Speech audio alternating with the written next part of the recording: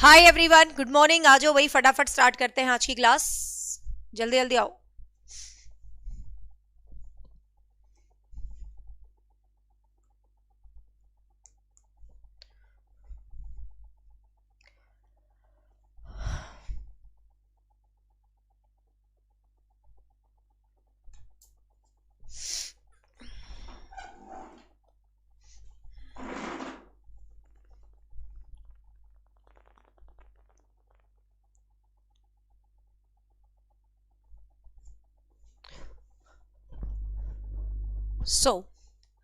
हम कर रहे हैं अपना CDP chapter wise practice series. आज क्लास नंबर 8 है, शायद 7 नहीं, क्लास नंबर 8 है आज। ठीक है, इससे पहले हम 7-8 चैप्टर्स के प्रैक्टिस सीरीज जो है डिस्कस कर चुके हैं। कोई भी टीचिंग का एग्जाम है, चाहे किसी भी स्टेट के टीचिंग का एग्जाम है, ये सीरीज सब में इक्वल इंपॉर्टेंस रखती है। So let get start. First है, who is the founder of psycho analytical theory? मनोविश्लेषणवाद के पिता कौन है? ठीक है, पहला क्वेश्चन है मनोविश्लेषणवाद के पिता कौन है। तो ये आज देखो, मैंने पर्सनैलिटी और सिगमंड फ्रायड के क्वेश्चन लिए हैं, स्पेशली सिगमंड फ्रायड के लिए हैं, क्योंकि सिगमंड फ्रायड हमारे उसके अंदर है, सिलेबस के अंदर। ठीक है, पर्सनैलिटी कटपिट है तो थोड़ा सा कम लिया है। तो बात कर लेते हैं कि कौन सी थ्योरी है जो साइको एनालिटिकल थ्योरी किसके द्वारा दी गई है। तो आपको पता है भाई, सिगमंड फ्रायड। जब भी आपको साइको एनालिटिकल थ्योरी की बात आए तो सिंपल याद रखना, सिगमंड फ्रायड ने दी है। ठीक है, पावलोव का सबको पता है, क्लासिकल कंडीशनिंग थ्योरी इसने दी है। स्किनर ने ऑपरेंट कंडीशनिंग थ्योरी दी है। जीन प्याजे को तो मतलब बता बता के हम बोर हो चुके हैं, इसलिए नहीं बताएंगे कि कौन सा विकास का सिद्धांत दिया है, तुम बताओगे। ठीक है, आगे चलते हैं।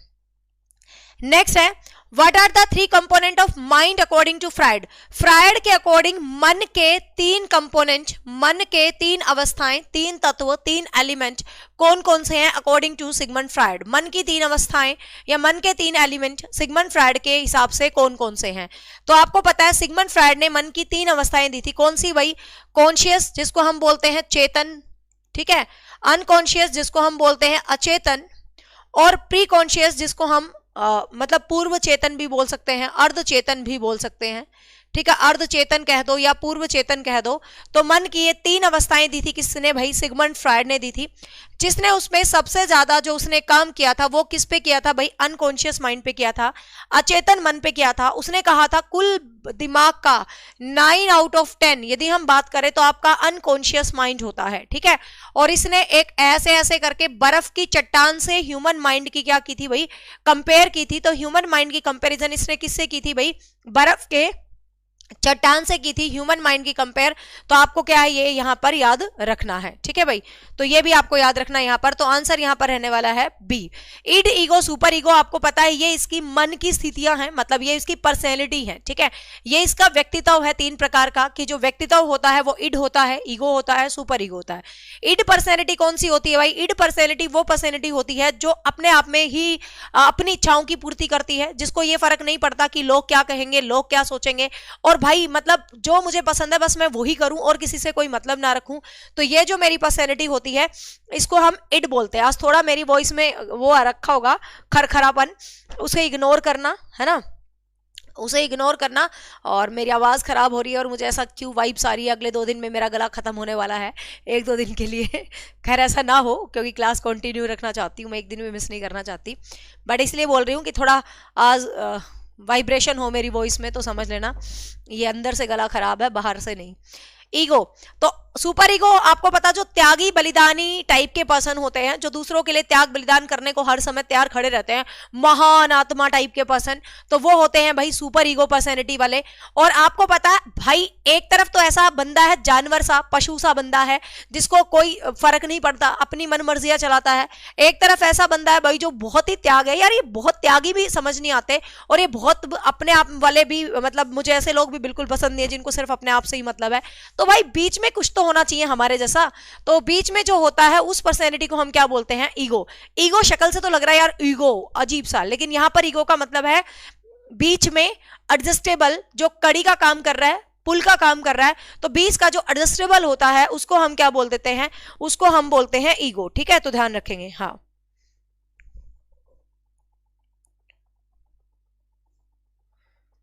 ऐसा कुछ नहीं है पारुल मेरे ऐप पे तो, और ना ही यूट्यूब पे।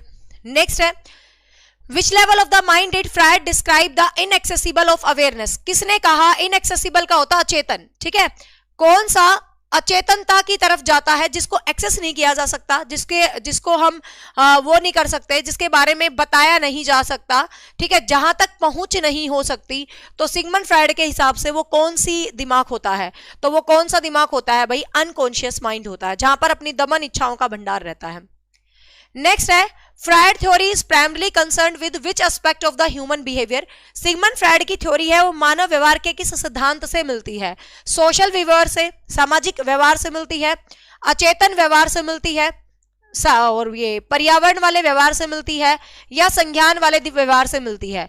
तो आपको पता है फ्रायड ने ना तो कहीं संज्ञान की बात की, ना ही फ्रायड ने कभी एनवायरमेंट की बात की, ना ही फ्रायड ने कहीं सोशल की बात की। तो सिंपल सा आंसर हम बी के साथ ही जाएंगे, अनकॉन्शियस।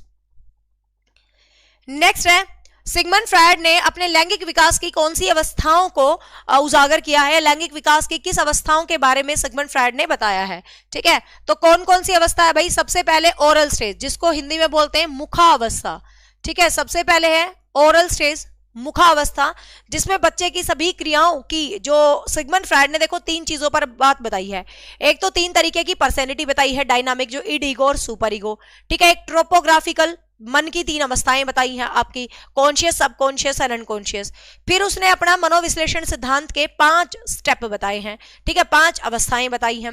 तो 5 अवस्थाएं पूछा है सीक्वेंस में आपसे।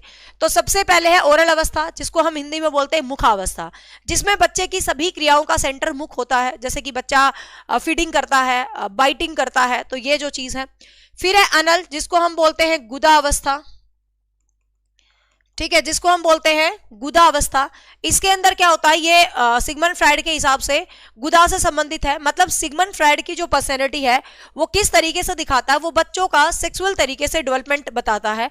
कि वो कहता है जब बच्चे छोटे भी होते हैं ना, तो भी उनका जो विकास होता है ना, वो लैंगिक तरीके से होता है, ठीक है, तो वो सेक्सुअल तरीके से होता है विकास। तो ये चीज बताता है सिगमंड फ्रायड, ठीक है। तो अनल अवस्था के अंदर क्या है? वॉशरूम से संबंधित।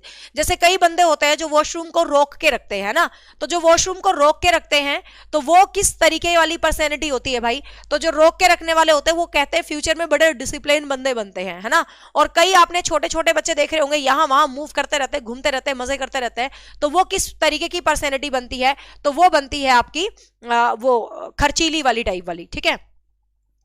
तीसरा है फैलिक स्टेज, लैंगिक अवस्था।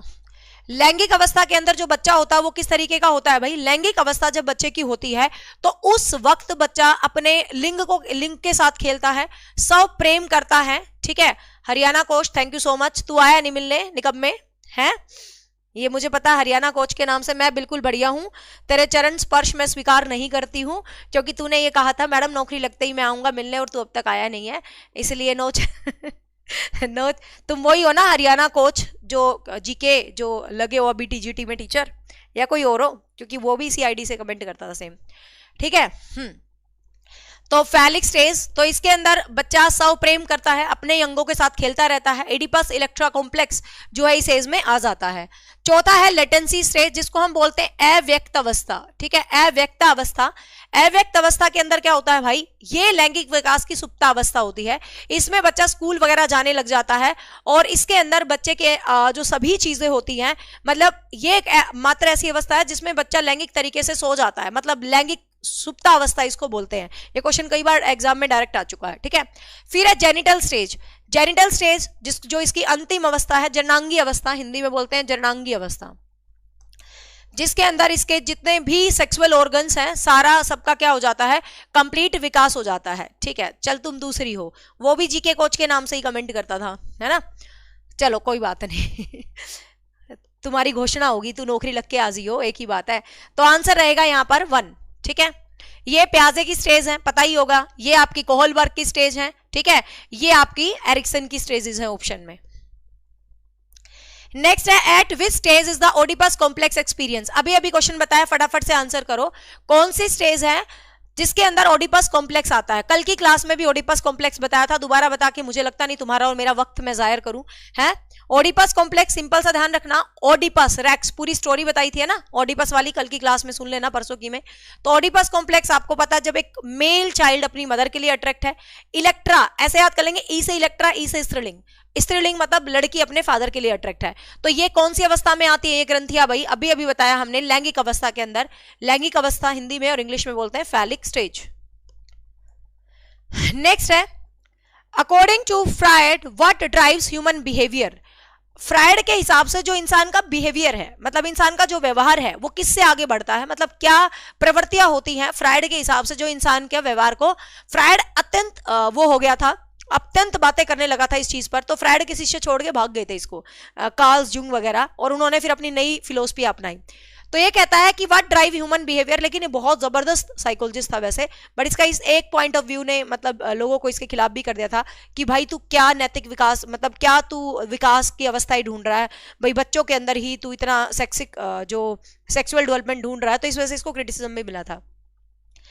तो अकॉर्डिंग टू फ्रायड कौन सी है जो इंसान को बनाती है, वो कॉग्निटिव प्रोसेस होती है, संज्ञान प्रोसेस नहीं भाई, वातावरण प्रोसेस नहीं, नैतिक तर्क वाले प्रोसेस नहीं, सेक्सुअल एंड अग्रेसिव जो आपके अंदर एक अग्रेसिव प्रवृत्तियां होती हैं, आक्रामक प्रवृत्तियां होती हैं, और जो सेक्सुअल प्रवृत्तियां होती हैं, काम संबंधी प्रवृत्तियां होती हैं, फ्रायड के हिसाब से वो इंसान का डेवलपमेंट करती हैं, जिसमें वो प्रवृत्तियां जितनी ज्यादा है फ्रायड कहता है उसका डेवलपमेंट उतना ही भयंकर तरीके से होगा। ठीक है, तो आंसर यहां पर रहेगा बी। नेक्स्ट है डिफेंस मैकेनिज्म, मतलब जो कहते हैं ना असमायोजन की जो विधियां होती है, समायोजित करने की जो विधियां हैं, तो ये भी किसने दी है भाई? तो डिफेंस मैकेनिज्म भी फ्रायड ने दिया है, ध्यान रखना है। Which defence mechanism involve pushing distressing memories out of the conscious awareness. ये कहता है भाई कौन सा डिफेंस मैकेनिज्म है, मतलब कौन सा ऐसा असमायोजन की युक्ति है जो कि डिस्ट्रेसिंग मेमोरीज, जो हमारी दबी इच्छाएं होती हैं, कहते हैं ना भाई जो इच्छाओं का गला तुम घोट लेते हो, ठीक है, तो इच्छाओं का गला तुम घोट लेते हो, तो वो कौन सी अवेयरनेस होती है, आपको वो बताना है कि गला घोटी गई इच्छाओं में कौन सी अवेयरनेस होती है। ठीक है, कौन सी डिफेंस मैकेनिज्म होती है? देखो प्रोजेक्शन तो क्या होता है? प्रोजेक्शन होता है प्रक्षेपण, अपनी प्रॉब्लम दूसरों के सिर मंडना, है ना, अपनी बात दूसरों पे मंड देना। पेपर तुम्हारा पास ना हो, मेरे सिर मंडा, तो ऐसा बताऊंगी मैंने तो तुम्हें बहुत पढ़ा रखा है, अब तुम निकम्मे नहीं पढ़ते तो उसमें मैं क्या कर सकती हूँ। तो प्रोजेक्शन ऐसा होता है, मैडम तो कहती थी सारे क्वेश्चन पढ़ाए हुए आएंगे, आया तो नहीं, बट ऐसा होगा नहीं, तुम्हें ऐसा कहने का मौका नहीं मिलेगा, है ना, किसी भी एग्जाम में, बट जनरल बता रही हूँ, दिस इज कॉल्ड प्रोजेक्शन। ठीक है, नाच ना जाने आंगन टेढ़ा। रिग्रेशन होता है पीछे की अवस्था में लौटना। रिप्रेशन होता है दमन करना, ठीक है, दमन करना। डेनियल होता है मना करना एक तरह से। दमन, तो दमन क्या होता है भाई? आपकी इच्छाओं का आपने गला घोट लिया, तो इस चीज को हम क्या बोलते हैं?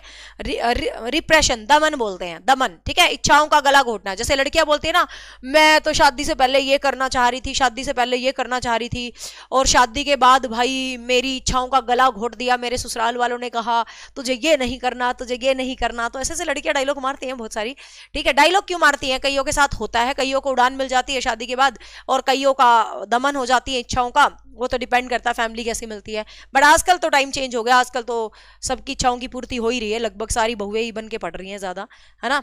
तो आंसर रहेगा यहां पर सी। ये क्वेश्चन एस्टेट में 3 बार आ चुका है। The term libido in Freud theory refer, Freud की थ्योरी में जो लिबिडो है उसका क्या अभिप्राय है? लाइफ एनर्जी, डेथ से संबंधी प्रवृत्तियां, मतलब मृत्यु संबंधी प्रवृत्तियां, या न्यूट्रल एक असामान्य सामान्य सा कोई व्यवहार, या कोई नैतिक तर्क।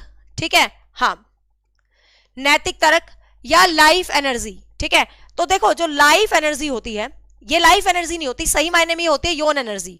ठीक है, ये एस्टेट में क्वेश्चन आ चुका और ऑप्शन में था सेक्सुअल एनर्जी। ध्यान से सुनिएगा, लिबिडो शब्द का मतलब होता है सेक्सुअल एनर्जी, क्लियर, जो कि सिगमंड फ्रायड के इड व्यक्तित्व की पहचान होती है। ठीक है, जो सिगमंड फ्रायड के इड व्यक्तित्व की पहचान होती है। लेकिन अभी अभी हमने एक क्वेश्चन पढ़ा था कि इसकी जो यौन एनर्जी है वही जीवन के लिए आगे बढ़ाती है, तो इसीलिए इसने लाइफ एनर्जी लिख दिया, कोई चक्कर नहीं है। ठीक है, ऑप्शन एक ही बात है, तो कैसे भी हो सकता है, आंसर रहेगा 1। विलियम वुंट को ही करोगे आप, जो एक क्वेश्चन पीछे बच्चा एक क्वेश्चन पूछ रहा था कमेंट में, तो विलियम वुंट ही करना। मनोविज्ञान के फादर, मनोविज्ञान के जो फादर हैं अरिस्टोटल हैं, लेकिन वास्तविक पिता, प्रयोगात्मक पिता, मॉडर्न, पहले तो विलियम जेम्स को माना जाता था मॉडर्न फादर, लेकिन अब जब साइकोलॉजी पर बहुत बहस हो रही है तो हर तरीके से फादर विलियम वुंट को ही कंसीडर करते हैं, विलियम वुंट को ही करना। ठीक है, प्रयोगात्मक फादर, मनोविज्ञान के फादर विलियम वुंट। और जो ये एक लड़की बीच में पूछ रही थी वो संज्ञा वाला क्वेश्चन, ये जो भगवान, नेचुरल चीजें होती हैं, ये सभी जातिवाचक में आती है। ठीक है, हाँ, आगे चलते हैं। नेक्स्ट है Freud psychosexual theory emphasis of the role of, को किस के रोल को बताती है, ये जो थ्योरी है किस रोल को बताती है, आपको बताना है। ये जो थ्योरी है वो किस रोल को बताती है, चाइल्डहुड एक्सपीरियंस को बताती है, मतलब बच्चों के एक्सपीरियंस को बताती है, या किशोरों के एक्सपीरियंस को बताती है, या वातावरण के फैक्टर को बताती है, या फिर ये पीयर रिलेशनशिप, आपस में जो रिलेशनशिप है उनको बताती है। ठीक है, हाँ, तो आपको पता है बच्चों के ऊपर फ्रायड ज्यादा बोलता है, बच्चों में सेक्सुअल डेवलपमेंट की बातें करता है, तो ध्यान रखना अडल्ट का कोई नहीं बताती है। ठीक है, 18 साल में तो जाके इसकी थ्योरी, ठीक है वो जेनिटल स्टेज चलती रहती है, लेकिन बेसिकली बच्चों पर है। तो आंसर रहेगा 1। और वो जो आपका जो टर्म है नार्सिज्म, ठीक है, जो नार्सिज्म टर्म है वो भी सिगमंड फ्रायड की दी हुई है, आपको ध्यान रखना है। क्लियर? तो कई बार ये क्वेश्चन डायरेक्ट आ जाता है कि जो नार्सिज्म टर्म है वो किससे रिलेटेड है, तो वो सिगमंड फ्रायड से रिलेटेड है।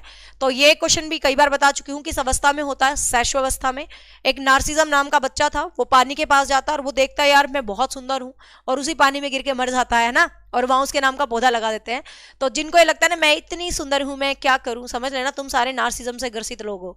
ठीक है, चलो नेक्स्ट है what is the focus during the oral stage, जो आपकी मुखावस्था होती है सिगमंड फ्रायड की, उसमें क्या होता है, मतलब उसका खास क्या होता है।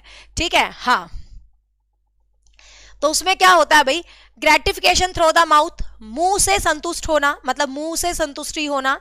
ठीक है, control over the bowel movement, अरे अपने आप को पसंद करना चाहिए, ये एक अलग बात है। देखो ये एक सेल्फ कॉन्फिडेंस वाली बात है कि तुम क्यों नहीं मानते मैं सुंदर हूं, भाई सुंदर है हम, मतलब हो ना हो, ठीक है, अपने आप से प्यार करो। सुंदरता का मतलब ये नहीं है कि तू हीरोइन, और कहां क्या हीरोइन है, अब मेरे को ऐसा लगने लगा, पहले जमाने में तो हम बड़ा हीरोइनों के पीछे पड़ती थी, ओ भाई ये हीरोइन इतनी सुंदर लग रही है, ये है वो है, लेकिन आज हमें रियलिटी पता कर चल चुकी भाई। ठीक है वो फिगर मेंटेन रखती है, वो एक अलग बात है, लेकिन काहे की सुंदर भाई, वो 1000 2000 10,000 20,000 की लिपस्टिक लगाते, लाख की लगाती होंगी, उनकी लिपस्टिक 1 लाख रुपए की होती है, उनकी फाउंडेशन पता नहीं कितने लाखों रुपए का होता है, उनकी हर निकलने से पहले उनका इतना बढ़िया मेकअप वाला बंदा मेकअप कर देता है।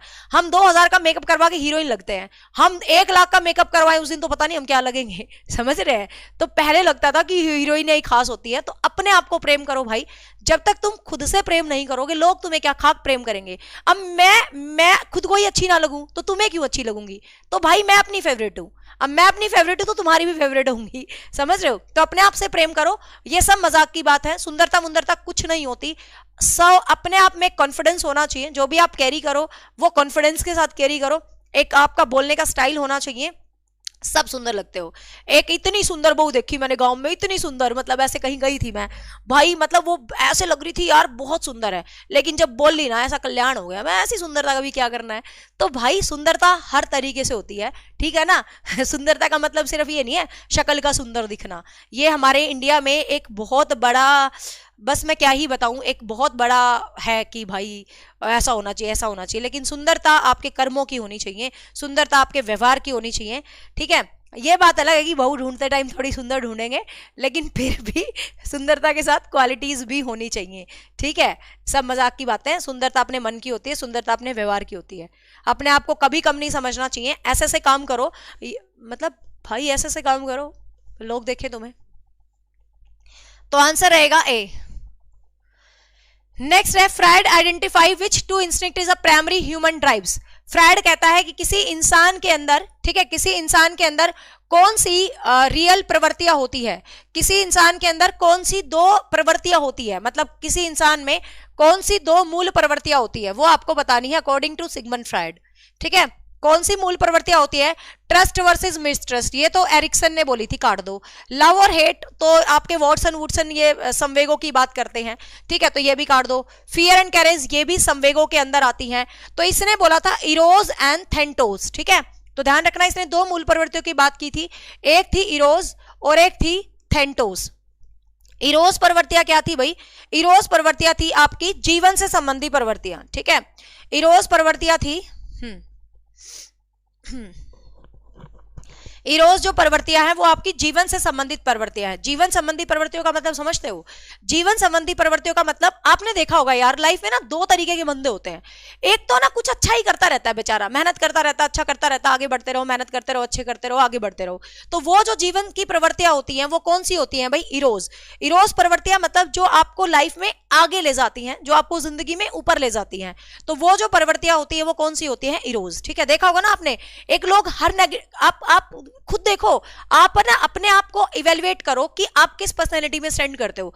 एक बच्चा तो ऐसा है जो बड़ा खुश रहता है ना, अरे मैम ने पढ़ा दिया, अरे बहुत अच्छा पढ़ा दिया यार, मजा आ गया, हमने तो बैच में मजा आ गया, हर चीज में मतलब वो पॉजिटिविटी ढूंढता है और वो आगे बढ़ता रहता है और वो सच में ही आगे बढ़ता है। एक बच्चा कैसा होता है? एक होता है थेंटोस प्रवृत्तियां। थेंटोस प्रवृत्तियां होती हैं मतलब डिस्ट्रक्टिव प्रवृत्तियां, वो जीवन में नीचे ले जाने वाली प्रवृत्तियां, मतलब इनको हम क्या बोलते हैं? विध्वंसकारी प्रवृत्तियां। विध्वंसकारी प्रवृत्तियां, इनको हम बोलते हैं निर्माणकारी प्रवृत्तियां। ये प्रवृत्तियां कैसी होती है भाई? जीवन में किसी के लिए कितना ही कर लो। आपने देखा होगा किसी को 99% पढ़ा दो, मैं एक जनरल बात कह रही हूँ, क्या टच वुड मैं कर लेती हूँ, मेरे साथ तो ऐसा नहीं है, वुड ही नहीं है क्या मेरे कमरे में है, कि मेरे साथ तो ऐसा नहीं है कि मुझसे या मेरे किसी बैच से कोई बच्चा है संतुष्ट हो, बट मैं जनरल बात बता रही हूँ कि भाई कि लोग क्या करते हैं कि 99% आपको सब कुछ बेस्ट दे दिया, मान लो 0.1% नहीं दिया, तो जो इरोज वाले होंगे ना वो क्या कहेंगे, यार 99 में हम बेस्ट अचीव कर लेंगे और हमारा गोल हमारे सामने है। लेकिन जो थेंटोस प्रवृत्तियों वाले बंदे होंगे ना, वो तो उस 1% के पीछे, मैं तुम्हें टारगेट नहीं कर रही, कहीं तुम्हारा कुछ सिलेबस में 1% बचा हो तो तुम्हें पूरा पूरा हक है उसको मुझे बताने का, वो करवाया जाएगा, ठीक है। बट मैं एक जनरल बात बता रही हूँ कि वो उस 1%, मैं एग्जाम्पल के लिए, कि वो इस 1% के पीछे पड़ जाते हैं और उस 1% के पीछे अपना 99% को विध्वंस कर लेते हैं। मेरा कहने का मतलब है 1% रह गया तो 99 को बेस्ट कर लोगे तो भी तुम टॉप कर लोगे, समझ रहे हो ना आप? तो विध्वंसकारी ना बनो। विध्वंसकारी का एक बहुत ही खास एग्जांपल है, गांव में अक्सर देखो गली मोहल्ले में ऐसे, कभी हमारी पुराने वाले एरिया में ना कभी कभी लड़ाई हो जाती थी हमारे सामने वाले घर में या XYZ इधर उधर किसी किसी घर में, ठीक है, सबके घर में सास बहू का थोड़ा वो चक चक पक पक चलता ही रहता है। अब ऐसे में क्या होता था, अब कुछ लोग तो आते थे वो उनकी लड़ाई को शांत करते थे, ठीक है, कुछ लोग तो आते थे तो वो उनकी लड़ाई को क्या करते थे भाई, शांत करते थे कि नहीं यार अच्छी है बहू, ऐसा थोड़ी ना है, सब चलता है, मतलब। लेकिन आपने देखा है ना कुछ लोग होते हैं स्वाहा, वो जले पे नमक छिड़कने वाले, भयंकर मैंने देखा यार, गांव में औरतों की आदत, शहर में औरतों की आदत, हर गली मोहल्ले में औरतों की आदत। कुछ औरतें तो बेचारी शरीफ होती हैं, चुपचाप बिठा के चली जाएंगी, और कुछ औरतें ऐसी होती है भाई तेरी सास तेरे को नहीं भी बोल रही होगी ना तो ऐसी 2-4 डायलॉग मारेगी कि वो सासू उसके जाने के बाद 2 घंटे बोलेगी। मेरी गली में भी ऐसा होता था, मेरे साथ भी ऐसा होता था कभी कभी, मतलब मैं जनरल बता रही हूँ। तो भाई मतलब कुछ कुछ लोगों की एंट्री ऐसी होती है घर में, मतलब भाई मतलब वो ऐसी सीख चसा के चले जाएंगे कि वो सीख फिर 2 घंटे तक जसती रहती है ना। तो मतलब ये जो चीज होती है, ये बंदे जो होते हैं वो कौन से होते हैं भाई? थेंटोस प्रवृत्तियां। मैंने तो बहुत देखे हैं, अपने पर्सनल भी और अपने पड़ोसियों के भी और आसपास गली मोहल्ले में भी। सासू बेचारी कभी कभी तो बहुत खुश होती है उसको, तब भी वो ऐसे लगा के चले जाते थे। तो यहां पर क्या है? थेंटोस प्रवृत्तियां, ठीक है। तो ये होती है विध्वंसकारी प्रवृत्तियां। चलो नेक्स्ट है, हाँ, मेरी सासू को तो एक ही औरत थी जो चसा के जाती थी कभी कभी, जब कभी कभी मम्मी बोल पड़ती थी। वो औरत तो खैर दुनिया में नहीं है अब, है ना। मतलब पता नहीं उनकी क्या आदतें थी, कई कई होती हैं, कई कई लेडीज होती हैं, मतलब टिक के नहीं बैठती, कुछ ना कुछ ऐसे ऐसे खोदेंगे छेड़ने वाले टाइप में। नेक्स्ट है the term Freudian slip refers to, ले आया, फोन कर दे उसको, नहीं ये मत लेके जा, अभी है, तू जा, ले आया ना उसको, उसकी मम्मी। 1 मिनट भाई, 1 मिनट होल्ड करना, उसको बोल दिया ना कि आंटी में ले आया, बोल दो दे उसको, जा बेटा बाद में देखूंगी, तू जा, 15-20 मिनट, तू जा, दरवाजा बंद। उसकी मम्मी को फोन कर दे कि आंटी में ले आया हूं। चलो ठीक है। नेक्स्ट है the term Freudian slip refers to, Freudian के हिसाब से जो सुप्ता अवस्था होती है, ठीक है, जो सुप्ता अवस्था होती है फ्राइड के हिसाब से वो क्या है, मतलब वो आपको बतानी है कि वो क्या है, ठीक है। A conscious error in speech, आपकी स्पीच के अंदर जानबूझकर कोई गलती होना, an accidental revelations of unconscious thoughts, आपकी अनकॉन्शियस थॉट्स, एक बार आपकी अचेतन अवस्थाएं एकदम से बाहर निकल जाते हैं। ए पर्पसफुल लाई, एक झूठ, या एक वर्बल मेमोरी। तो आपको पता ना फ्राइड ने वर्बल मेमोरी की बात की, ना ही झूठ की बात की, ना कॉन्शियस रूप से किसी एरर की बात की, सुप्तावस्था नहीं पूछा, सॉरी, यहां पर फ्राइडियन स्लीप, ये एक नया पॉइंट है, इसको देख लो। ये यूं का यूं है। फ्राइडियन स्लिप क्या है? फ्राइडियन स्लिप, स्लिप होता है ना, स्लिप होना, किसी चीज का भूल जाना, फॉरगेट हो जाना, ठीक है, ये उस तरीके से है। तो यहां पर किसी भी अचेतन मन से कोई भी विचार का एकदम से आ जाना, ठीक है, तो उसको बोला है फ्राइडियन स्लिप, ठीक है। ये वो वाला स्लिप अवस्था नहीं है, आपको ध्यान रखना है, ठीक है।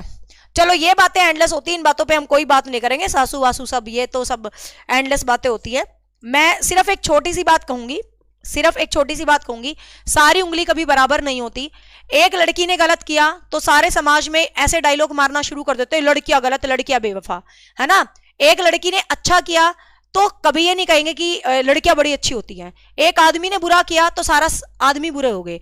मतलब आजकल सोशल मीडिया पे आपको पता ही होगा, जो जो इवेंट्स चल रहे हैं, एक वो अतुल सुभाष वाला इवेंट चल रहा है, तो भाई उसकी बीवी बुरी थी, तो इसका ये मतलब नहीं है कि दुनिया की सारी बीवियां बुरी है ना। एक वो जो लड़की है जिसने अपने कैंसर वाले पति की आखिरी स्टेज तक सेवा करी, तो उस लड़की को सब वैल्यूएबल बता रहे।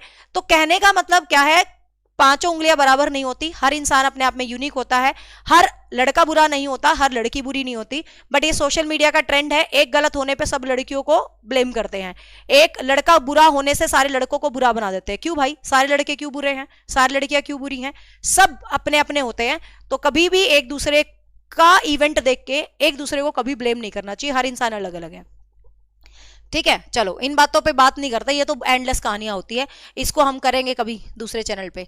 यहाँ तो मुझे सिर्फ शिक्षिका बनने दो, वहां पर अलग टाइप के मोटिवेटर बनेंगे। इस बात पे मैं चाहती हूँ बोलना अच्छे तरीके से, कि किसी की एक को पॉइंट आउट करके कभी भी पूरे समाज को पॉइंट आउट नहीं करना चाहिए, ठीक है। तो यहां पर आपको ध्यान रखना, ये नया क्वेश्चन था, आंसर रहेगा बी। अगला है जो लेटेंसी स्टेज है, लेटेंसी स्टेज जो चौथी वाली स्टेज है, ठीक है, जिसको अव्यक्त अवस्था बोलते हैं, स्कूल जाने की अवस्था है, ठीक है। तो ये किस प्रकार की अवस्था होती है? तो ये है सुप्तावस्था, सेक्सुअल इनएक्टिविटी, ठीक है। तो इसके अंदर किसी भी तरीके की इनएक्टिविटी नहीं किया जाता, ठीक है। तो यहां पर आपको ध्यान रखना है, तो सेक्सुअल इनएक्टिविटी, सुप्तावस्था, इसको कहा जाता है। तो आंसर रहेगा यहां फ्राइडियन स्लिप। मैंने आपको बता दिया, आपके अचेतन मन से एकदम से किसी बात का कोई एकदम से बाहर आना, ठीक है। तो यहां पर आंसर रहेगा ए। नेक्स्ट है what is the meaning of personality. व्यक्तित्व से आप क्या समझते हो? तो व्यक्तित्व क्या होता है भाई? आपकी फिजिकल अपीयरेंस, कि भाई आप कैसे दिख रहे हो, जिसके ऊपर मैंने अभी बात की थी, ये व्यक्तित्व नहीं होता। लोगों को दिखता है भाई क्या बढ़िया दिख रहा है, वो ही व्यक्तित्व है। अरे भाई क्या बेकार दिख रहा है, वो भी तो अगले की पर्सनैलिटी है। ये थोड़ा ना है कि बढ़िया बढ़िया ही पर्सनैलिटी होती है। तो पर्सनैलिटी होती है आपका व्यवहार, आपके गुण, आपके ट्रेड्स, वो होता है आपका सही मायने में व्यक्तित्व, ठीक है। इंटरनल एक्सटर्नल सब कुछ होता है, इसके अंदर ऑप्शन नहीं दिया हुआ, लेकिन सही मायने में जो व्यक्तित्व होता है वो आपकी फिजिकल अपीयरेंस भी होती है, वो आपका व्यवहार भी होता है, आपके इंटरनल एक्सटर्नल सारी चीजें आपके व्यक्तित्व का हिस्सा होती हैं। बट यहां पर ऑल ऑफ दीज तो ऑप्शन में नहीं है, तो इसीलिए हम बी के साथ जाएंगे। पर्सनैलिटी शब्द लैटिन भाषा के शब्द परसोना से बना है, जिसका मतलब होता है मास्क या मुखौटा। नेक्स्ट है who propose the trait theory of personality. तो पर्सनैलिटी का ट्रेट सिद्धांत 2023 में आया था ये क्वेश्चन। पर्सनैलिटी का ट्रेट सिद्धांत किसके द्वारा दिया गया है? तो पर्सनैलिटी का जो ट्रेट सिद्धांत है, शील गुण का सिद्धांत, हिंदी में बोलेंगे हम इसको शील गुण का सिद्धांत। तो ये जो शील गुण का सिद्धांत है, ये किसके द्वारा दिया गया है भाई? आलपोर्ट के द्वारा दिया गया है। एक दो नए क्वेश्चन भी आएंगे। आलपोर्ट के द्वारा दिया गया है कौन सा भाई? शील गुण का सिद्धांत, जिसने आपका बोला था शील गुण जो होते हैं इंसान में, कार्डिनल ट्रेट्स होते हैं, सेंट्रल ट्रेट्स होते हैं, ठीक है ना। इसने कौन कौन से बोले थे भाई? एक आपका कार्डिनल ट्रेट होता है और एक आपका सेंट्रल ट्रेट होता है। कार्डिनल ट्रेट होता है आपके व्यवहार के वो गुण जिससे लोग आपको जानते हैं, जिससे दुनिया आपको जानती है, जिससे भाई आपकी एक पहचान होती है। जैसे हमारा टीचिंग लगा लो, कुछ भी है, तो ये हमारा कार्डिनल ट्रेट है, जो छुपाए नहीं छुपता। हम अपनी अध्यापक गिरी झाड़ना भूल नहीं सकते, चाहे हम कहाँ मर्जी खड़े हो, दूर से कह देगा मैडम लाग रही है के, हाँ भाई लाग रहा, ठीक है। तो ये अपना कार्डिनल ट्रेट है, जो मुख्य ट्रेट होता है। सेंट्रल ट्रेट वो होता है जो कभी कभी सामने आता है, मतलब जो हमेशा सामने नहीं आता। जो बच्चा लिख रहा है, क्या आप बाइलिंगुअल नहीं करवाते? मुझे लगता है कि मैं तो 3 भाषाओं में पढ़ा रही हूँ, तुम्हें इंग्लिश, हिंदी और हरियाणवी, है ना। तुम बाइलिंगुअल की बातें करते हो यार। ये जो बच्चे है ना, मैं एक छोटी सी बात कहना चाहूंगी, भाषा कभी सीखने में बैरियर नहीं होती, और मैंने बेस्ट सॉल्यूशन निकाला है। जब मैं हिंदी में क्वेश्चन लिख के लाती थी तो माना इंग्लिश वालों को प्रॉब्लम हो सकती है क्योंकि इंग्लिश के वर्ड्स थोड़े डिफरेंट होते हैं, लेकिन अब किसी भी माई के लाल को प्रॉब्लम नहीं होनी चाहिए। क्यों नहीं होनी चाहिए? मैं एक एक शब्द को हिंदी में लिख रही हूं, और हिंदी में मात्र मेरा बोलना और लिखना अपने आप में उस क्वेश्चन के लिए सफिशिएंट है। इंग्लिश वालों को चलो मैंने माना 1% इश्यू हो सकता है, मान ले शीलगुण लिखा तो बेचारों को नहीं पता ट्रेट क्या होता है, क्योंकि वो बहुत ज्ञानी अंग्रेजी में। मैं उनकी माना तो मैंने इस तरीके से ये बेस्ट तरीका ढूंढा है, क्योंकि मैं अपने हिसाब से क्वेश्चंस बना के लाती हूँ, क्योंकि मैं मेरी बुक के सारे करवा चुकी हूँ, उसमें हिंदी और इंग्लिश दोनों भाषाओं में थे, मैं सारे तुम्हें पढ़ा चुकी हूँ। मैंने दोबारा ये सीरीज शुरू करी है, तो मुझे लगता है कि मैंने ये शीलगुण लिखा है, ये हिंदी में लिखा है। जितने भी क्वेश्चन पढ़ाए हैं सारे की सारी सेंटेंस शक्ल इंग्लिश में है, लेकिन मैंने सारे के सारे हिंदी में बोले हैं, और मुझे लगता है हिंदी बोलने मात्र से भी हिंदी भाषाओं को बहुत अच्छी समझ आ जाती है। बीच में हरियाणवी यूज कर रही हूँ, 3 मीडियम यूज कर रही हूँ, फिर भी तुम मीडियम के पीछे पड़ रहे हो, ठीक है। तो यहाँ पर आलपोट ही लिखा होगा, मैंने आलपोट बोल दिया, आलपोट लिख दिया, तो क्या हो गया यार, है। तो ये तरीका मेरे को सबसे बेस्ट लगा है। मैं लिखती शीलगुण का सिद्धांत किसने दिया, तो अंग्रेजी वाले चिक चिक के पूछते शीलगुण क्या होता है मैडम, तो मुझे बताना पड़ता है। हिंदी वालों के लिए मैंने यहाँ लिख दिया, बस बात खत्म, इतना ही बहुत होता है। क्लियर भाई? तो कार्डिनल ट्रेट को हम कार्डिनल ट्रेट ही बोलेंगे, हिंदी में भी इंग्लिश में भी। तो व्यक्तिगत, तो मुख्य ट्रेट कह सकते हो आप। सेंट्रल ट्रेट कौन से होते हैं, जो कभी कभी सामने आते हैं। मतलब आपकी क्लास में एक बच्चा है, वो कभी कुछ नहीं बोलता, एकदम से खूब बोलने लग जाए, तो आप कहोगे यार आज तक तो तू बोलता ही नहीं था, आज तक तो मैडम बड़ी चुपचाप पढ़ाती थी, अब तो मैडम बड़ा जवाब देने लगी। तो ये कभी कभी छुपा हुआ ट्रेट सामने आ जाता है, तो इसको हम क्या बोलते हैं भाई, सेंट्रल ट्रेट। ठीक है, जब कभी कभी छुपी हुई चीजें आपके सामने आती हैं तो उसको हम सेंट्रल ट्रेट बोलते हैं, मतलब केंद्रीय शील गुण।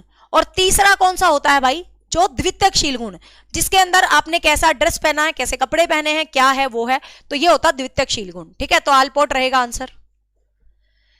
नेक्स्ट है self actualization is a concept. आत्म सिद्धिकरण, आत्म सिद्धिकरण व्यक्तित्व में किस थ्योरी से संबंधित है। आत्म सिद्धिकरण व्यक्तित्व में किस सिद्धांत से संबंधित है। ठीक है, तो किस सिद्धांत से संबंधित है, मनोविश्लेषण सिद्धांत से संबंधित है, व्यवहारवादी सिद्धांत से संबंधित है, मानवतावादी सिद्धांत से संबंधित है, या शील गुण से संबंधित है। तो अभी अभी बता दो, मैंने तुम्हें कल परसों मोटिवेशन में पढ़ाया था, फटाफट बताओ। आत्म सिद्धिकरण, तो याद होगा तुम्हें, आत्म सिद्धिकरण किससे संबंधित है, आत्म सिद्धिकरण किससे संबंधित है, मैस्लो से। और मैस्लो और कार्ल रोजर्स किससे संबंधित है, मानवतावादी सिद्धांत से। मैस्लो और कार्ल रोजर किससे संबंधित है, मानवतावादी सिद्धांत से। तो आंसर क्या रहेगा, आंसर आपका सी रहेगा यहां पर। यस, जो बच्चे मुझसे अभी जुड़े हैं, जो नए जुड़े हैं, मैं उनको बता देना चाहूंगी कि एस्टेट के सभी प्रीवियस ईयर मैंने करवा दिए हैं, 2018 से लेके 2023 तक के। तो जो बच्चे पहली बार जैसे वीडियोस देख रहे हैं, बोलते हैं हम अभी आपके चैनल से जुड़े थे, कहाँ थे रे अब तक तुम निकम्मे हैं, चलो सही टाइम पे जुड़ गए। ठीक है, तो एस्टेट 2024 या एस्टेट प्रीवियस ईयर पेपर की मैंने 2 प्लेलिस्ट बना रखी हैं, तो कृपया करके आप उन प्लेलिस्ट को जरूर विजिट करें। You will get all previous year, जो मैं करवा चुकी हूं, इसलिए उनको दोबारा नहीं करवाऊंगी अभी के लिए। नेक्स्ट है which personality type focus of the perfectionism and detail. कौन सा पर्सनैलिटी कहता है कि भाई मैं परफेक्ट हूं, मैं सही हूं, मैं संपूर्ण हूं, अपने आप में सही रहता हूं। तो कौन सा व्यक्तित्व है जो इस बात को बताता है, आपको बताना कौन सा व्यक्तित्व है, तो वो कौन सा व्यक्तित्व है। ये आपने सुना होगा ABCD टाइप की पर्सनैलिटी, एस्टेट में आपको अक्सर देखने को मिलती है ABC टाइप की पर्सनैलिटी। ठीक है, तो A टाइप की पर्सनैलिटी, इनका ना एक एक क्वेश्चन आएगा, ज्यादा क्वेश्चन नहीं आएगा, ध्यान से सुन लो। ठीक है, A टाइप की जो पर्सनैलिटी है वो क्या कहती है, ए टाइप की पर्सनैलिटी आपको कहती है कि भाई मेरे को हार्ट अटैक हो सकता है। ठीक है, तो ध्यान रखना, ए टाइप की जो पर्सनैलिटी होती है ना, ये हर चीज आपको ध्यान हो। एस्टेट 2022 में क्वेश्चन था, हृदय रोग की संभावना किस प्रकार के व्यक्तित्व को होने की बहुत ज्यादा होती है, तो उसमें ABCD दे रखा था। तो बच्चे कहते तो पढ़ाई नहीं जी ABCD, तो इसमें सिर्फ 4 ही बातें पढ़ा रखा है मैंने, तो जनरल बता रही हूं कि 4 ही बातें याद रखना, 5वीं बात याद करने की जरूरत नहीं है। ए से अटैक, ऐसे याद करना, ए से अटैक। तो ए जो बंदे होते हैं वो हार्ट अटैक के शिकार होते हैं, हृदय रोग का, तो उसका आंसर था ए टाइप की पर्सनैलिटी। ये कैसे होते हैं, ये मन मन में घुटते रहते हैं, अपने मन मन में किसी बात को रखते रहते हैं, तो इसीलिए इनको क्या है, हार्ट अटैक होने की संभावना कुछ ज्यादा ही हो जाती है। तो ध्यान रखना, किसी भी बात का, किसी भी इच्छा का गला मन मन में ऐसे घोटा मत करो, किसी ना किसी से शेयर कर लिया करो। ठीक है, हाँ। तो ये आपको ध्यान रखना है। बी टाइप की पर्सनैलिटी होती है, बी टाइप की जो पर्सनैलिटी होती है वो बिंदास होती है, ठीक है, बिंदास। बिंदास मतलब केयर फ्री, हमें कोई टेंशन नहीं है दुनिया में क्या हो रहा है क्या नहीं हो रहा, हमें जो करना हम मजे से कर रहे हैं भाई, खाओ पियो मौज उड़ाओ वाली पर्सनैलिटी होती है बी से बिंदास, ऐसे याद कर लेना। इनको कोई टेंशन नहीं है मेरा काम आधा पड़ा है, मेरा काम पूरा पड़ा है, मैंने क्या करना है ना, कोई टेंशन लेने की जरूरत नहीं है। फिर है सी टाइप की पर्सनैलिटी। सी टाइप की पर्सनैलिटी होती है कि सिस्टमैटिक होती है, बड़ी सिस्टम से रहती है, हर काम को वेल ऑर्गेनाइज्ड करके रखती है, जिंदगी पर इसको ऑर्गेनाइज नहीं करती। ये कहा जाता है कि इनको हार्ट अटैक वो कैंसर होने की संभावना होती है, तो सी से कैंसर, ठीक है, तो कैंसर जैसे रोग होने की संभावना होती है सी टाइप की। और सी टाइप की पर्सनैलिटी अत्यधिक परफेक्शनिस्ट होती है, हर चीज को संपूर्णता के साथ करना पसंद करती है, तो ये परफेक्शनिज्म वाला जो पॉइंट है ये सी टाइप की पर्सनैलिटी में आएगा, ठीक है, ये एक नया पॉइंट था, याद रख लेना। वैसे तो ये ए बी सी टाइप की पर्सनैलिटी सिर्फ रोगों के लिए ही है, बट ये नया पॉइंट निकला है तो मैंने वैसे आपको बता दिया है कि ये सी टाइप की पर्सनैलिटी में रहेगा, ठीक है। टाइप डी, तो डी टाइप की जो पर्सनैलिटी है, तो जो डी टाइप की पर्सनैलिटी होती है उसके अंदर क्या, डी से डिप्रेशन, ठीक है, तो ये होते हैं डिप्रेशन के शिकार, मतलब किसी भी बात से वो डिप्रेशन ले लेते हैं, छोटी छोटी बातों का मतलब आप कहोगे यार तुम लड़कियों के लिए ऐसे क्यों बोलती हो, मैं खुद लड़की हूं, मेरे को पता है यार दुनिया में हर चीज होती है, मतलब मेरा भी ससुराल है, सब कुछ है, लेकिन मैं मतलब कहूंगी मेरे से कहे बिना रहा नहीं जाता। बहुत लड़कियां होती है बहुत अच्छे से जिंदगी को एडजस्ट करती हैं और बढ़िया जिंदगी काटती हैं, लेकिन कुछ लड़कियां होती है छोटी छोटी बातों पे डिप्रेशन में आ जाती हैं। मैं हंस नहीं रही, कोई भी बच्चा ये मत सोचा मैं हंस रही हूं, जिनको रियल में प्रॉब्लम होती है उनका पता चलता है कि उनको रियल में प्रॉब्लम है, भगवान ना करे किसी की जिंदगी में प्रॉब्लम आए, रियल में जो प्रॉब्लम होती है उनका पता चलता है, उनके घर के हालात से पता चलता है, उनसे पता चलता है। लेकिन कुछ औरतें मैंने देखा है जिनको कोई समस्या नहीं होती, बहुत मजे की जिंदगी काट रही होती हैं, फिर भी हस्बैंड की छोटी सी इधर से उधर बात पे डिप्रेशन का शिकार हो जाती है बिना बात में भी, ठीक है, दिखाने के लिए, तो वो मत करना कभी जिंदगी में। तो डी टाइप की पर्सनैलिटी को क्या होता है भाई, डिप्रेशन होता है। हाँ, ऐसा तो कुछ ही नहीं है, मार्क्स का कैंसर वाले को मार्क्स का कोई भी है ऐसा तो मैंने नहीं देखा स्टेट में, ऐसा तो कोई नहीं है, ठीक है ना। हाँ, तो ऐसा तो मैंने नहीं देखा भाई। तो ये आपको ABCD सिंपल सा तरीका याद रख लेना, इनका क्वेश्चन आएगा तो इससे ही संबंधित जाएगा, ठीक है, तो ये आपको सिंपल याद रखना है, ठीक है। हाँ, नेक्स्ट है who introduce the concept of the collective unconsciousness. एक नया क्वेश्चन है आप लोगों के लिए, बिल्कुल नया क्वेश्चन है, इसको सिर्फ आपने याद करना है, ठीक है, ये एक नया क्वेश्चन है। आपने अब तक सुना होगा सामूहिक अचेतनता, हिंदी में हम इसको लिखेंगे सामूहिक अचेतनता। सामूहिक अचेतन के बारे में किसने बोला था, ठीक है, तो अचेतन तो तुम खूब पढ़ चुके हो, तो इसको अचेतन से मत जोड़ देना, अचेतन तो तुम खूब पढ़ सकते हो, है ना, तो अचेतन तो तुम खूब पढ़ लिए हो, तो अचेतन तो फ्राइड का है, बट ये सामूहिक अचेतन है, ठीक है, ये क्या है भाई, सामूहिक अचेतन है। तो इसमें सिंपल सा आपको ध्यान रखना है,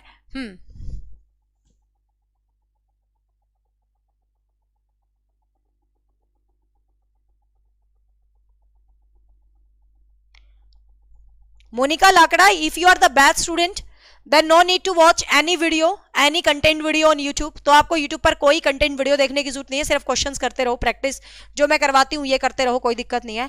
and if you are not the best student then you can visit my 3 years old playlist of CDP, you will get lot of information, ठीक है। तो ये अलग है, आपको ध्यान रखना, ये इसके शिष्य ने दी थी, ठीक है, कार्ल जुंग ने दी थी, बस इतना सा याद रखना। आपका सिगमंड फ्राइड है, सिगमंड फ्राइड का शिष्य था जुंग, तो ये कार्ल जुंग ने दी थी, ठीक है, याद रखेंगे, नया क्वेश्चन है, इसको याद कर लेना। नेक्स्ट है आइजेंक पर्सनैलिटी।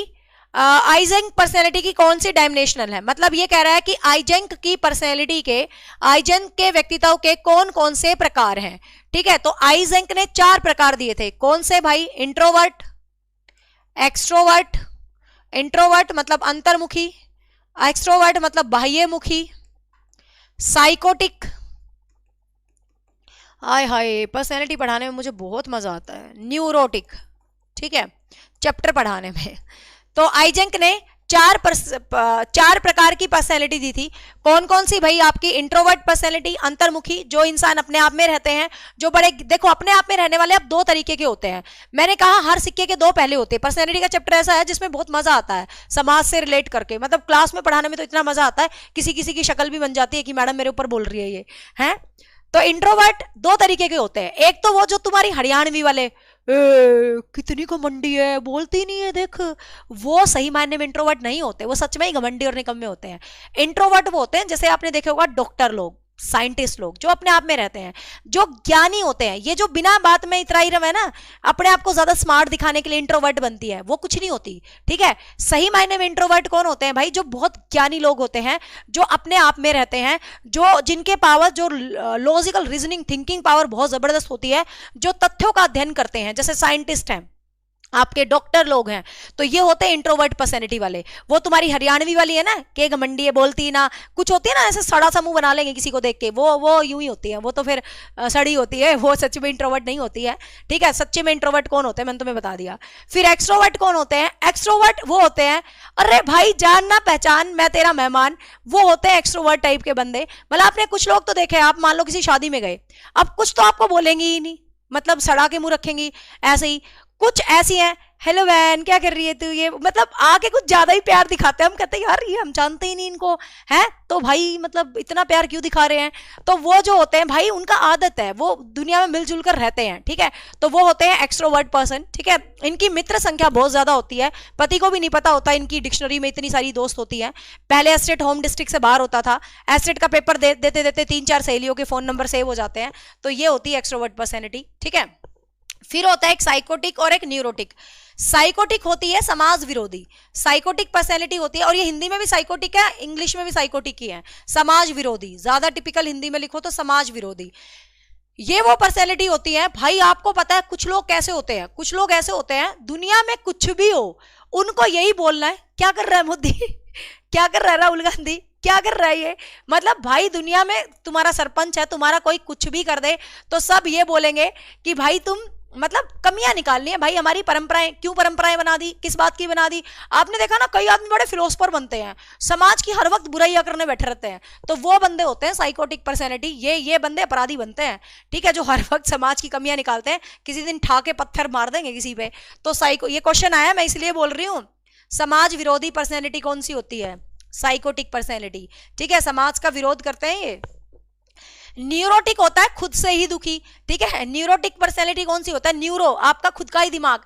अब कई लोगों का अपना ही दिमाग खराब रहता है, खुद में ही मतलब दुखी। आपने देखा होगा ना, कई जो इंसान होते हैं वो क्या करते हैं, हर बात का ब्लेम अपने ऊपर ले लेते हैं।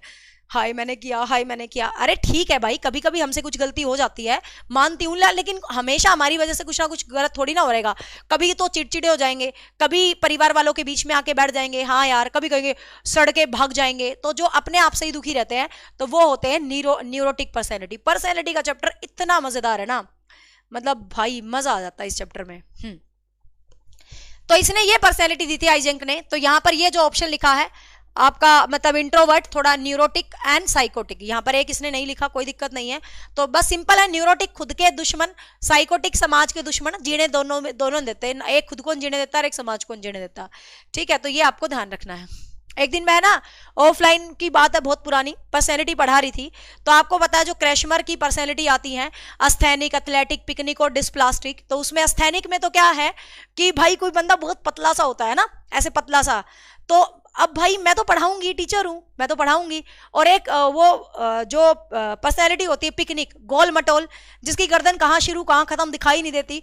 तो भाई क्या इत्तेफाक हुआ, एक दिन क्लास में मैं ऐसे पढ़ा रही थी ऑफलाइन में, मतलब मैं इस चीज पे हंसती नहीं कभी भी, क्योंकि मैं आपको हमेशा पता है कि संरचना किसी की कैसी भी हो सकती है।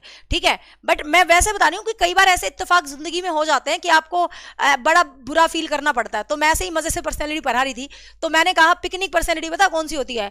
गोल मटोल, मोटे, छोटी गर्दन, कहाँ शुरू कहाँ खत्म दिखाई नहीं देती। और भाई मेरी नजर एक ऐसी लड़की पे पड़ी, बिल्कुल कोइंसिडेंटली, जो बिल्कुल गोल मटोल, छोटी गर्दन, कहाँ शुरू कहाँ खत्म दिखाई नहीं दी। बताओ, वो लड़की तो फिर सिर हो गई कि मैडम आप पूरी क्लास में ऐसे मुझे क्यों देख रहे थे।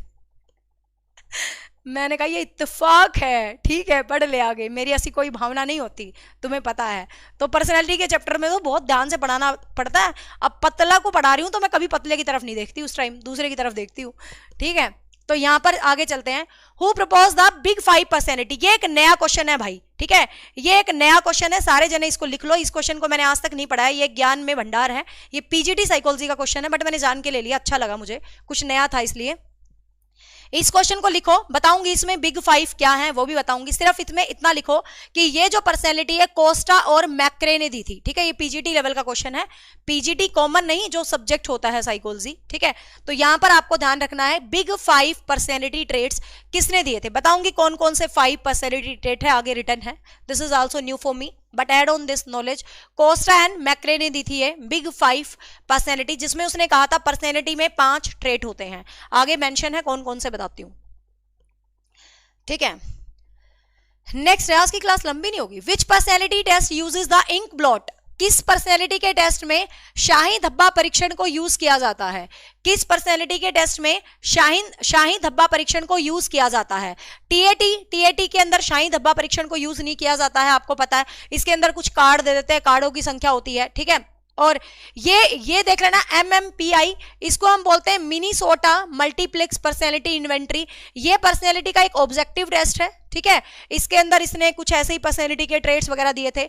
और रोशा का शाही धब्बा परीक्षण, तो आपको पता रोशा का शाही धब्बा परीक्षण, उसके अंदर ही शाही के परीक्षण लिए गए थे, तो आंसर रहेगा सी। और ये 16 PF प्रश्नावली है, 16 PF प्रश्नावली ये आपकी कैटल ने दी थी, क्लियर। चलो, ये आपकी मुर्रे व मॉर्गन ने दी थी, ये आपकी हरमन रोशार ने ही दी थी, हरमन रोशाक ने। चलो, और ये मिनीसोटा लिखा ही आगे। नेक्स्ट है, ये भी नया क्वेश्चन है, मैंने कहा ना आज कुछ नए नए क्वेश्चन निकाल के लाई हूं, उनको ऐसे अपने ज्ञान में ऐड कर लो। The locus of control concept given by, locus of control जो कॉन्सेप्ट है वो गिवन बाय, नियंत्रण के केंद्र का सिद्धांत, कि व्यक्ति अपने प्रवृत्तियों को नियंत्रण कर सकता है, इसको हिंदी में बोलेंगे नियंत्रण के केंद्र का सिद्धांत। मुझे लगता नहीं वैसे तुम्हारे पूछेंगे, बट जान के मैंने 2 क्वेश्चन नए लिए हैं, क्योंकि मुझे अपना ज्ञान वृद्धि करनी थी साथ में तुम्हारा, इसलिए, ठीक है। तो यहां पर आपको याद रखना, तो ये कॉन्सेप्ट दिया था जूलियन रोटर ने, ठीक है। ये क्वेश्चन किसने दिया था भाई, जूलियन रोटर ने दिया था, आपको ध्यान रखना है। नेक्स्ट है, which of the following is projective test of personality, personality का कौन सा प्रोजेक्टिव टेस्ट है, which of the following is personality projective test. तो ये तो ऑब्जेक्टिव टेस्ट है, ठीक है, यही आ गया रोशा शाही धब्बा, ये सारे ऑब्जेक्टिव है। रोशा का शाही धब्बा परीक्षण आपका प्रोजेक्टिव टेस्ट है। नेक्स्ट है थीमेटिक अप्रिसिएशन टेस्ट, जिसको हिंदी में बोलते हैं प्रासंगिक अंतर्बोध परीक्षण, प्रासंगिक अंतर्बोध परीक्षण। ये किस चीज को दिखाने के लिए किया जाता है, तो प्रासंगिक अंतर्बोध परीक्षण, आपको पता है इसके अंदर जो कार्डों की संख्या है, ध्यान रखना 30 हो चुकी है। पहले इसके अंदर 31 कार्ड थे प्रासंगिक अंतर्बोध परीक्षण के अंदर, अब इसके अंदर कार्डों की संख्या 30 हो चुकी है। 10 कार्ड मेल हैं, 10 कार्ड फीमेल हैं और 10 कार्ड बोथ है, ठीक है। 30 कार्डों की संख्या है, और ये व्यक्तित्व का एक प्रक्षेपी प्रोजेक्टिव टेस्ट है। और प्रोजेक्टिव टेस्ट का मतलब क्या होता है कि आपके मन के अंदर क्या चल रहा है, आपकी उन इच्छाओं को दिखाना, आपके अचेतन मन में क्या चल रहा है, तो वो चीज किससे दिखाते हैं हम, प्रोजेक्टिव से, तो आंसर रहेगा सी। नेक्स्ट है, which personality test use the structural and objective questions, objective test कौन सा है, तो अभी मैंने बताया है ऑब्जेक्टिव टेस्ट। रोशा का शाही धब्बा परीक्षण प्रोजेक्टिव टेस्ट है। टीएटी अभी बताया, मोर्रे व मॉर्गन वाला थीमेटिक अप्रिसिएशन टेस्ट, ये प्रोजेक्टिव टेस्ट है। MMPI मिनीसोटा वाला ये ऑब्जेक्टिव टेस्ट है। वाक्य पूर्ति परीक्षण ये दिया था पाइन व टेंडलर ने, ठीक है, वाक्य पूर्ति परीक्षण दिया था पाइन व टेंडलर ने, जो बुद्धि का क्या है भाई, ये भी आपका बुद्धि का प्रोजेक्टिव टेस्ट है, ठीक है। तो आंसर रहेगा यहां पर सी, यस, शाबाश। हाँ, अब वो 5 देख लो, जो 5 थ्योरी के अंदर 5 ट्रेट हैं वो कौन कौन से हैं, ठीक है। Which test focus on the individual openness, ये जो बिग 5 पर्सनैलिटी जो मैंने अभी तुम्हें लिखवाई थी क्रोस्टा एंड मैक्रे की, ठीक है, क्रोस्टा एंड मैक्रे की जो मैंने तुम्हें लिखवाई है बिग 5 पर्सनैलिटी टेस्ट, तो उसके अंदर कौन से 5 ट्रेट होते हैं देख लो। तो कौन से 5 ट्रेट होते हैं, सबसे पहले है कॉन्शियस, मतलब एक तरह से सचेतनता, चीजों के लिए आप सचेतन रहते हो, है ना। फिर एक्स्ट्रावर्सन का मतलब होता है एक तरह से आप कहते हैं ना, मतलब चीजों को ओपन माइंड के साथ चीजों को संभालते हो, चीजों को खुल मिलकर जीते हो। एग्रीबल मतलब आप उनसे वो होते हो, एग्री होना क्या होता है, सहमति होना, भाई बंदा सहमत होता है, ठीक है। ओपननेस मतलब आप खुले विचारों के लोग होते हो। और फिर न्यूरोटिज्म, और आपके अंदर अपने आप में रहने की, अपने आप में रहने की भी पॉइंट जो है होता है। तो ये आपको ध्यान रखना कि बिग 5 पर्सनैलिटी टेस्ट के अंदर 5 चीजें हैं। कौन कौन सी? सबसे पहले ये कहता है कि भाई ये मेरा टेस्ट है। एक तो ये खुले विचारों को, ओपननेस, की कौन बंदा कितना ओपन है उसको देखता है, ठीक है। फिर कौन बंदा कितना जागरूक है चीजों को लेके उसको देखता है। फिर कौन बंदा कितना बहिर्मुखी, समाज में कितना है उसको देखता है। सहमति, कौन किस चीज से कितना सहमत रहता है, और कौन अपने आप में किस तरीके से काम करते हैं। तो ये जो चीज है, ठीक है, ये ओशियन, एक शॉर्टकट लिख रही है लड़की, शाबाश, ठीक है। हाँ, तो ये बढ़िया करा भाई, इसने शॉर्टकट लिख दिया। तो ओशियन, बिग 5 पर्सनैलिटी ओशियन का शॉर्टकट लिख दिया, ठीक है। किसने दी है भाई? आपकी किसने दी है? क्रोस्टा एंड मैक्रे। नेक्स्ट है 16 पीएफ प्रश्नावली किसके द्वारा दी गई है? 16 पीएफ प्रश्नावली कैटल के द्वारा दी गई है। और कुछ दिन पहले मैंने आपको टेलीग्राम पर ये 16 के 16 ट्रेट भेजे थे, दोबारा भी भेज दूंगी आज, ठीक है, देख लेना। नेक्स्ट है what type of the test of the sentence completion? वाक्य पूर्ति परीक्षण किस प्रकार का टेस्ट है? वाक्य पूर्ति परीक्षण पाइन व टेंडलर के द्वारा दिया गया प्रोसेप्टिव टेस्ट है, प्रोजेक्टिव टेस्ट है, जो कि पाइन व टेंडलर के द्वारा दिया गया है। Which test require the individual to tell story based ambiguous picture? कौन सा टेस्ट है जिसमें पिक्चर दिखा देते हैं और चित्रों के साथ, मतलब चित्र दिखा देते हैं और कहेंगे तुम्हें उन चित्रों में क्या दिखाई दे रहा है, बताओ भाई। तो मैंने तुम्हें अभी अभी बताया है स्टोरी बेस्ड की एम्बिग्यूअस का मतलब होता है जिनमें अर्थ क्लियर नहीं होता, ठीक है। तो ये मैं तुम्हें बता चुकी हूं कि अर्थ क्लियर नहीं होता, इस तरीके की कहानियां बता देते हैं, इस तरीके के चित्र आपको दिखाए जाते हैं। किसके अंदर भाई? रोशा के शाही धब्बा परीक्षण में भी दिखाए जाते हैं और टेट के अंदर भी होता है ये। देखो, which test require individuals to tell story, कि कौन सा टेस्ट है जो स्टोरी बताता है और पिक्चर्स के अंदर से छुपी होती है। तो देखो, वैसे तो रोशा के शाही धब्बा परीक्षण में भी बच्चों को चित्र दिखाए जाते हैं, लेकिन वो चित्र शाही के होते हैं। और इसके अंदर भी चित्र दिखाए जाते हैं 10 मेल 10 फीमेल 10 एक्टिविटी करते हुए, और आपसे पूछा जाता है कि आपको इन एक्टिविटीज में क्या दिखाई दे रहा है। तो इसके अंदर इंक स्पेशल कहीं इंडिकेट नहीं है, तो हम आंसर बी के साथ जाएंगे, क्योंकि आंसर बी के अंदर क्या है? 10 औरतों के चित्र दिखाता, 10 आदमियों के दिखाता, मैंने बताया था 10 मेल कार्ड 10 फीमेल कार्ड और 10 मिक्स मैच, ठीक है। तो यहां पर आपको ध्यान रखना है, तो आंसर रहेगा बी। रोशा वाले को तब करते जब इंक से रिलेटेड कुछ डालता वो। Personality test use ambiguous stimulus is called. कौन सा पर्सनैलिटी टेस्ट है जिसके अंदर छुपे हुए उद्दीपक? कौन सा पर्सनैलिटी टेस्ट है जिसके अंदर छुपे हुए उद्दीपकों के बारे में बात की जाती है? अभी अभी बात की है छुपे हुए उद्दीपकों के बारे में। किस में बात करते हैं हम? प्रोजेक्टिव टेस्ट के अंदर करते हैं, ठीक है। खत्म, बहुत हो गए यार, 35 क्वेश्चन हो गए, से ज्यादा ही हो गए। चलो ठीक है भाई, so bye bye guys, take care and hope so आज की क्लास में तुम्हें मजा आया होगा। वैसे तुम बताते बुताते हो नहीं, है ना, पता मुझे चलता नहीं है, क्योंकि हर टीचर को कमेंट के बाद ही तो पता चलता है कि वीडियो जब खत्म हो जाती है, 1 आधे घंटे के बाद आके हम कमेंट सेक्शन चेक करते हैं कि तुम्हें पढ़ने में मजा आ रहा है नहीं आ रहा है ठीक है, तो वीडियो पे कमेंट वमेंट कर दिया करो भाई, लाइक शेयर कर दिया करो। और हाँ, इस साल के ना 5 दिन बाकी हैं, 5 दिन बाकी हैं, ये साल खाली गया है। हर साल है ना अपना 1 लाख वाला जो क्राइटेरिया है ना यार, हमें ना वो कहते हैं ना, हम बूंद बूंद से सागर जोड़ रहे हैं, मतलब बूंद बूंद बूंद बूंद से सागर जोड़ रहे हैं हम, है ना। हर साल एस्टेट में जो मेरा वो वाला क्राइटेरिया होता है ना, 1 लाख सब्सक्राइबर, फिर 2 लाख सब्सक्राइबर, फिर 3 लाख सब्सक्राइबर, फिर 4 लाख सब्सक्राइबर, हर साल एस्टेट में वो क्राइटेरिया पूरा हो जाता है ना। इस साल खत्म हो गया, 5 दिन बाकी है और अभी 7,000 सब्सक्राइबर बाकी है। मैं सोच रही थी यार नए साल से पहले ये क्राइटेरिया पूरा हो जाता, बट हुआ नहीं है। तो तुम जो भी हरियाणा के बाहर के बच्चे हो, हरियाणा वाले तो खैर बेचारे देख लेते हैं मुझे, हरियाणा के बाहर के बच्चे जो भी वीडियो को देख रहे हो अपने साथी संगियों से शेयर जरूर किया करो, क्योंकि ये क्वेश्चन ये एस्टेट के लिए नहीं है, रीट पे भी काम आएंगे भाई। खाली ये नहीं है कि एस्टेट के लिए है, ये रीट में भी काम आएंगे, MP टेट में भी काम आएंगे, UP टेट में भी काम आएंगे। तो शेयर कर दिया करो भाई, कम से कम मेरा टारगेट न्यू ईयर से पहले पूरा हो जाए, बट पता नहीं होगा या नहीं होगा, छोड़ो टेंशन ही लेते। बट यूं फिर 2024 तो बेचारा सूना चला गया। 1 साल वाला, लोगों के तो 2 महीने में सब्सक्राइबर बढ़ जाते हैं, या एक साल में, मतलब क्राइटेरिया मुश्किल से पूरा होता है? चलो,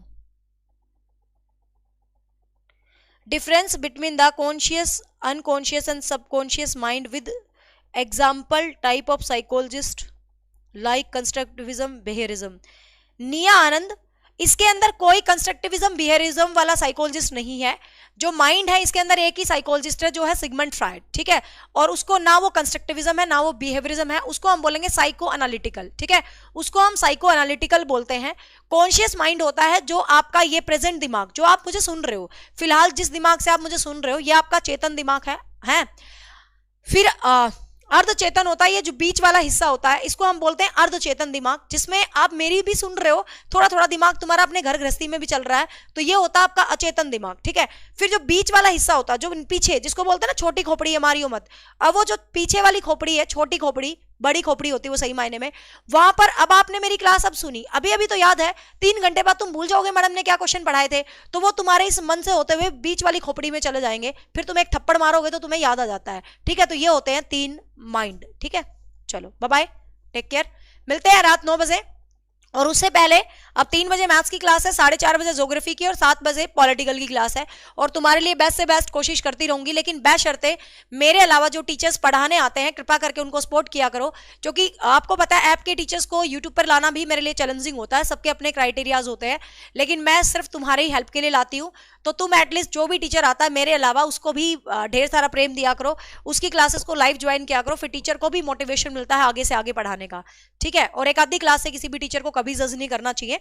जैसे बच्चे पॉलिटिकल वाले सर के लिए बोल रहे थे स्पीड कम है, ठीक है, वो सर का अपना तरीका था, मेरे को भी कम लगी मतलब मुझे भी पर्सनली कम लगी, तो मैंने सर को बोल दिया कि सर स्पीड कम थी, तो सबका अपना होता है, कोई टीचर पहली बार आता है आपके हिसाब से, तो आज सर स्पीड भी एक्यूरेट रखेंगे, सब कुछ रखेंगे, तो एक क्लास में कभी जज नहीं करना चाहिए कि ये सर तो धीरे पढ़ाते हैं, तो आज तेज पढ़ा देंगे, क्या दिक्कत होगी, है ना। नॉलेज मैटर करती है टीचर को, है ना, तो वो पढ़ाने का स्टाइल तो according to students request change होता रहता है, ठीक है। चलो bye bye, take care, have a nice day, thank you so much. 4:30 बजे है ज्योग्राफी की और 7 बजे पॉलिटिकल की, और 9 बजे फिर वापस मैं तुम्हें मिलूंगी। बीच में प्रीमियर लगाऊंगी हिंदी टीजीटी पीजीटी का, और साइंस की सुबह हो चुकी है।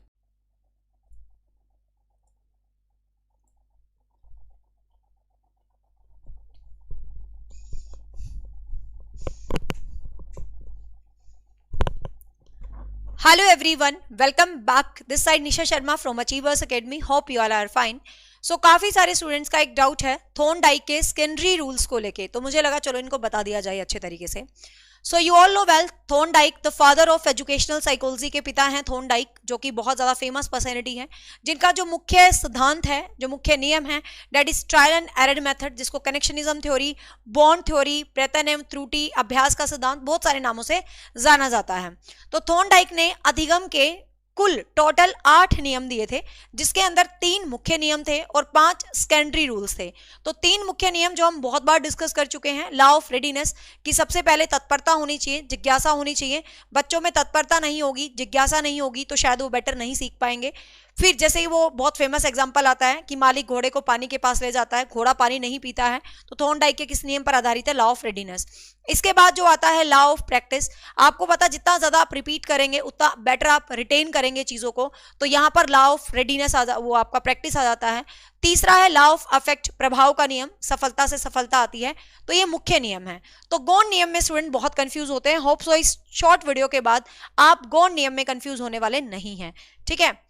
तो गौण नियम सबसे पहले तो आपको पता होना चाहिए थॉर्नडाइक के सेकेंडरी नियम या गौण नियम कितने हैं, 5 है। तो सबसे पहले तो आपको इन 5 का नाम ही अच्छे बेहतर तरीके से याद होना चाहिए।